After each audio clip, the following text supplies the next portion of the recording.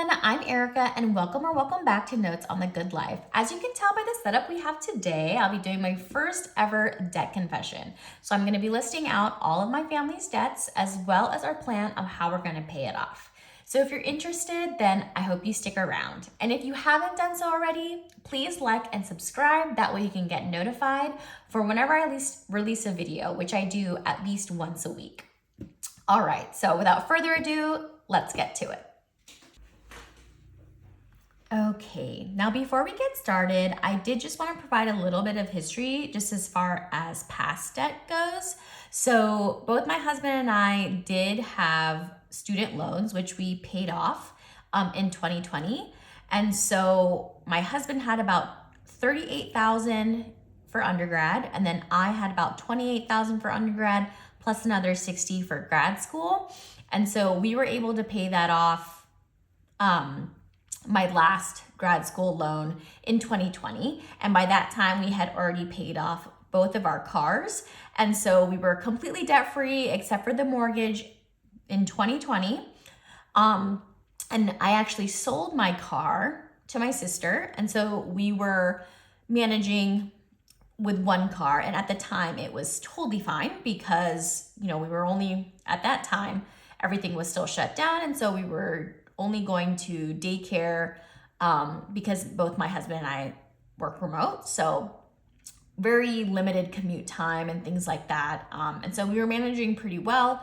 Then once things started opening up again and my son got a little bit older, he had more activities, and then we were, started doing our hobbies as well, that it just wasn't,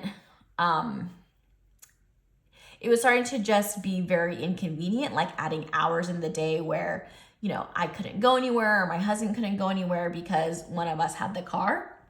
And so we decided to go ahead and purchase a new car last year. And so that is where kind of we got back into debt, and is also a segue into the first loan that we have up here. So our first debt that we have is the car loan. The balance that we currently have as of today, which is March 9th, we have $25,077. I am rounding up to the nearest dollar here just to make it a little bit easier. So the interest here is 3.99%, and it's for a 4-year loan. Minimum monthly payment is $682. So we have about 3 years left in the term of this loan. Now the next one that we have, so even though we did get back into debt with the car loan, we still don't have any like credit card debt or anything like that. And we don't have any more student loans and no personal loans. So outside of the mortgage, which is our next debt, the car loan is the only one that we have. So on our current house, we do have a mortgage, and this is $186,088. Now we do have a really good interest rate on this because we refinanced during the pandemic when interest rates were like really low. So we have a 2.375 interest rate on the loan, and it is a 20-year loan.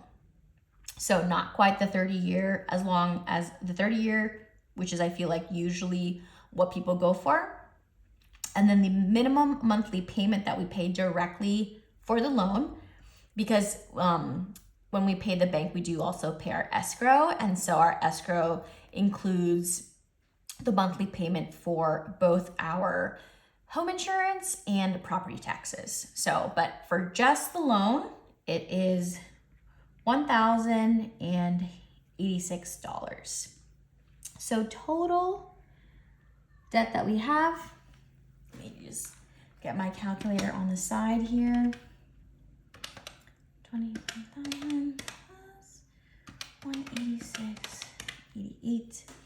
We have $211,165, and every month we have a minimum payment of $1,768. So this is how much, if we only paid the minimum amount, that we are paying every month. So now let's go into, that is quite a significant amount of money that's going towards debt.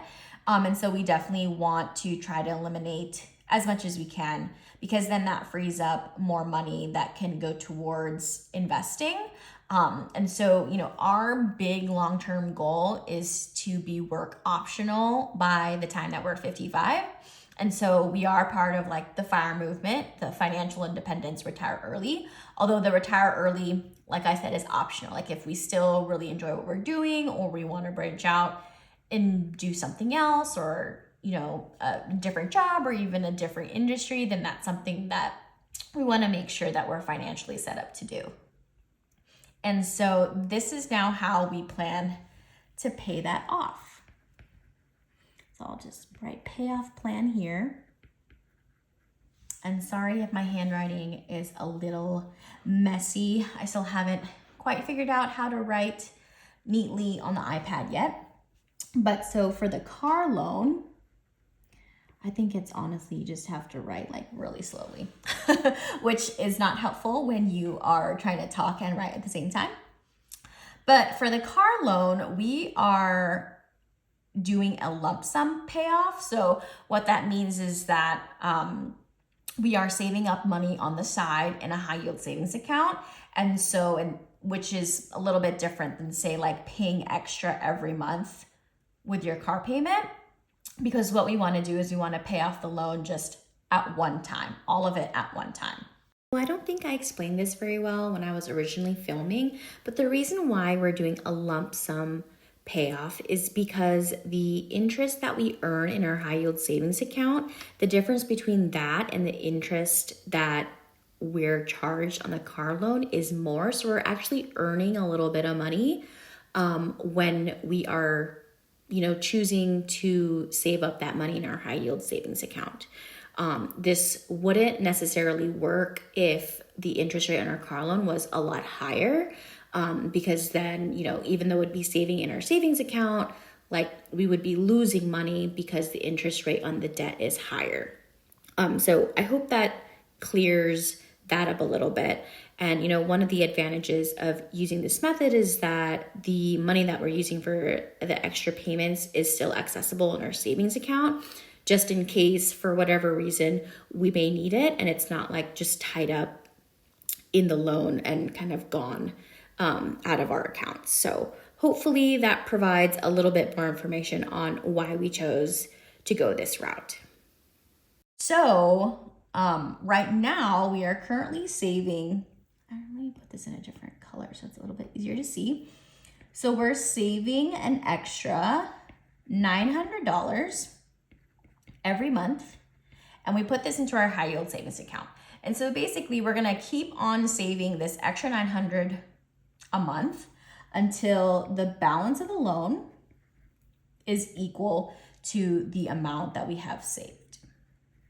And then once we reach this point, basically we'll just, do an online transaction, online transfer, and pay everything off at one time.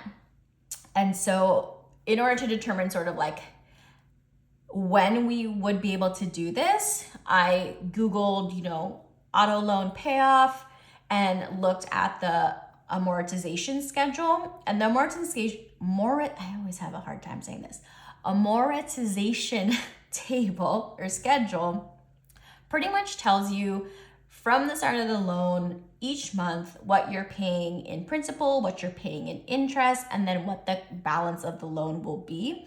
And so I looked up and got the amortization schedule, and then separately in Excel I said, okay, if I add $900 every month, what is the total that I'd have saved? And basically I just kind of looked at when the numbers are equal. And so that, based on that, our goal here is about $20,629. And this will happen in November 2024.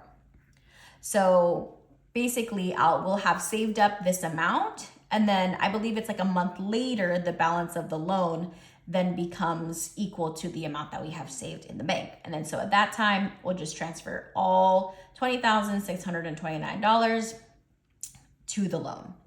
And this does not include any extra payments that we make if we're able to. So the goal also as like a savings challenge, and you may have seen this from a previous video where I had a 1K savings challenge, and that went to the principal of this car loan. So if we are able to make any other extra payments, then we'll be able to pay this off even sooner.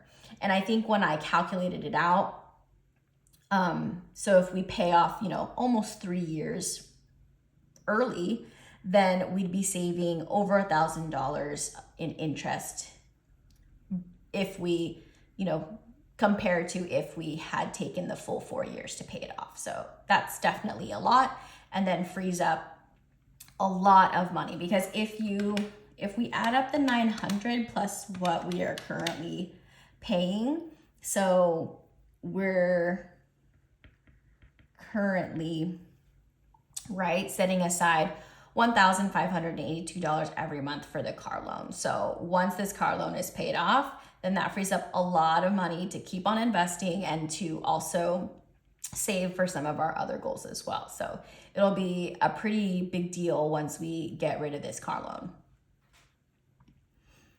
Okay, now as far as the mortgage goes,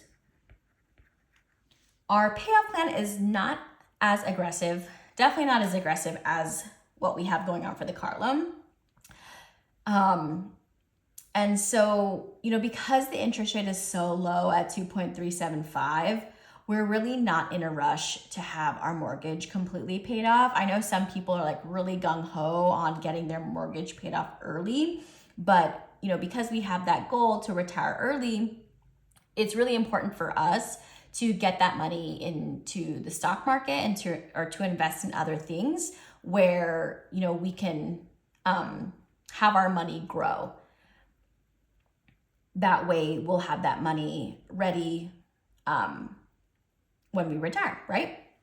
And so the mortgage is definitely a low priority. The big goal here really is to have this paid off by the time we retire. So goal paid off by retirement. And so it's a 20-year loan. We have about 18 years left. We're currently, I'm 35, my husband's 36. And if we plan to retire by the time that we're 55, that's 20 years. And so we'll definitely have this mortgage paid off before then. I mean, assuming we're still in this house, which we're totally fine with being in this house.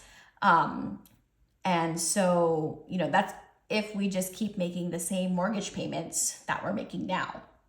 However, one of our sort of I guess you could call it a stretch goal is to make some extra payments every year. So say if we make an extra $2,000 every year.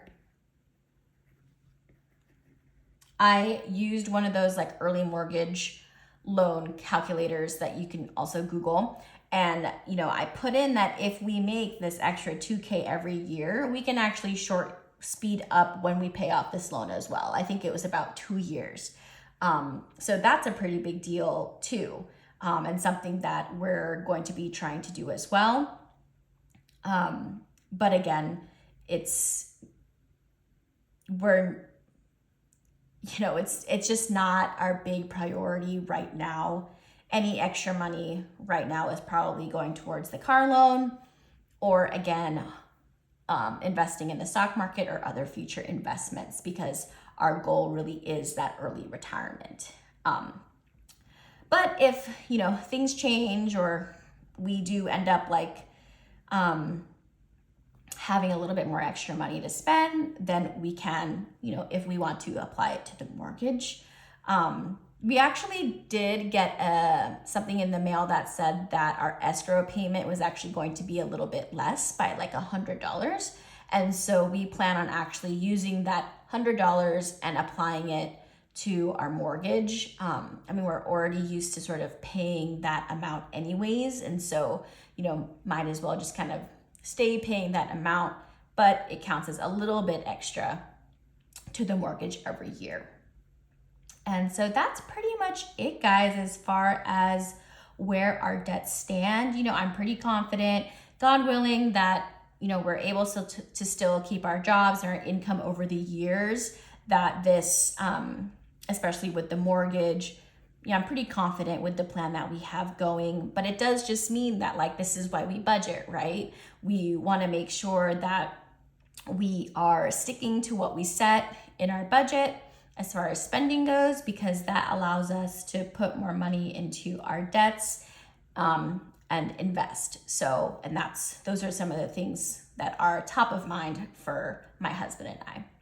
And so I hope that you guys, got a little bit more information about where our financial, status lies as far as our debt goes. And I think it provides also a little bit more information, just like what our ultimate goals are with our finances.